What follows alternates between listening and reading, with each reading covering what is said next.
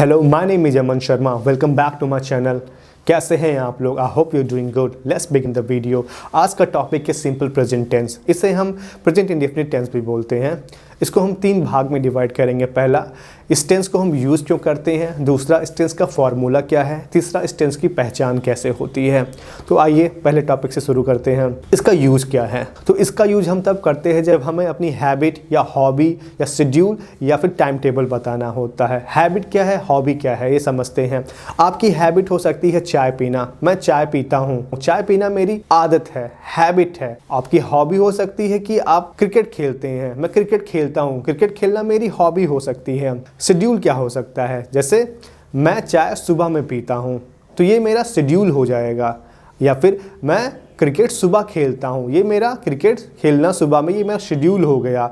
लेकिन अगर जो हमें ये बोलना है, इसको टाइम टेबल बनाना है हमें, तो हम ऐसे बोलेंगे मैं सुबह 7 बजे क्रिकेट खेलता हूँ, मैं शाम में 7 बजे चाय पीता हूँ, सुबह में 8 बजे चाय पीता हूँ। तो ये मेरा क्या हो गया? टाइम टेबल हो गया उस चीज़ का। इसका हम फार्मूला देखते हैं। फार्मूला बहुत ही सिंपल है। Subject plus base verb plus yes या ईएस प्लस ऑब्जेक्ट। यस या ईएस हम तब यूज करते हैं जब कोई भी सिंगुलर सब्जेक्ट होता है हमारा, जैसे ही, शी, इट, कोई नाम हो गया। जब भी सिंगुलर होगा उसके साथ यस या ईएस हमारा आता है। अगर सब्जेक्ट प्लूरल होगा तो उसके साथ यस या ईएस नहीं आएगा। एग्जाम्पल से समझते हैं। मैं चाय पीता हूँ, आई टेक टी। आई के साथ यस या ईएस नहीं लगता है। अगर जो मैं यहीं पे बोलूं वह चाय पीता है तो हो जाएगा ही टेक्स टी।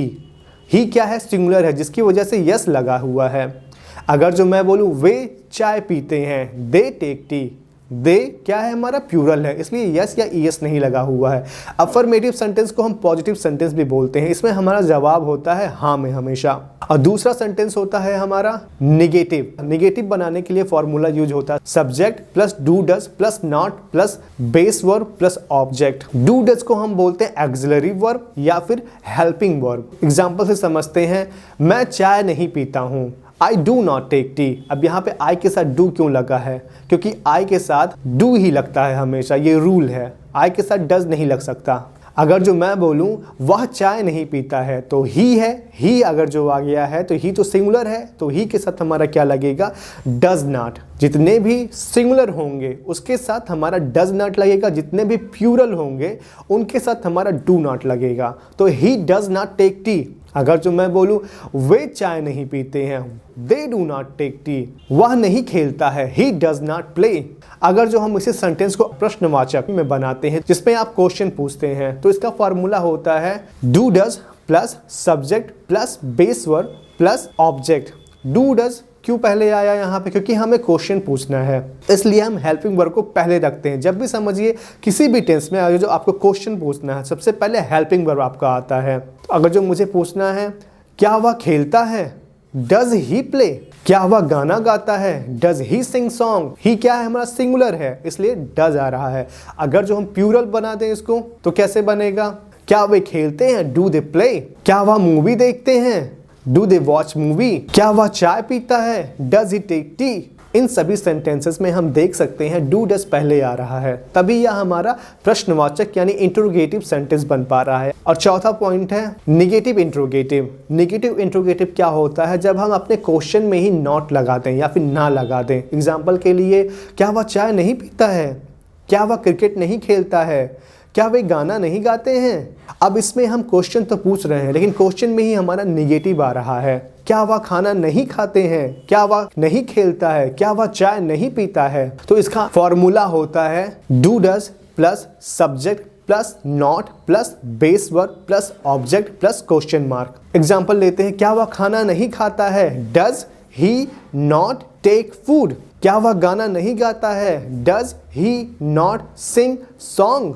क्या वे नहीं खेलते हैं, डू दे नॉट प्ले। इस तरीके से सेंटेंस को हम बनाते हैं।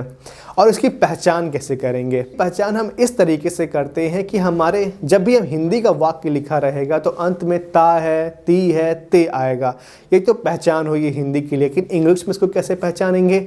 बहुत ही आसान है। जब भी आपको इसको इंग्लिश में पहचान करना होगा, आपको दो चीज़ पे ध्यान देना है। पहला, अगर जो सिंगुलर सब्जेक्ट है उसके साथ यस या ईएस लगा हुआ है तो वो बन जाएगा आपका सिंपल प्रेजेंट। और दूसरा देखना है, जब अगर निगेटिव में आ रहा है तो डू डज क्यों नहीं लगा हुआ है। अगर जो डू डज लगा हुआ निगेटिव सेंटेंस के साथ या इंट्रोगेटिव सेंटेंस के साथ, तो ये आपका सिंपल प्रेजेंट की निशानी है, ये सिंपल प्रेजेंट की आइडेंटिफिकेशन है। इससे आप तुरंत पहचान जाएंगे ये सिंपल प्रेजेंट है। और हमेशा वर्ब की फर्स्ट फॉर्म यूज होती है इसमें। सिंपल प्रेजेंट में हमेशा वर्ब की फर्स्ट फॉर्म यूज होती है। समझ में आया हो तो बहुत अच्छी बात है। अगर जो नहीं समझ में आया हो तो आप मुझसे कमेंट करके पूछ सकते हैं क्या आपको समझ में नहीं आया है, मैं आपको एक्सप्लेन करूंगा। बाकी आप वीडियो को देखते रहिए, समझते रहिए। अगर जो वीडियो पसंद आई हो तो लाइक करिए, शेयर करिए, सब्सक्राइब करिए चैनल को और कमेंट जरूर करिए। मिलते हैं अगले वीडियो में अगले टेंस के साथ। Bye bye.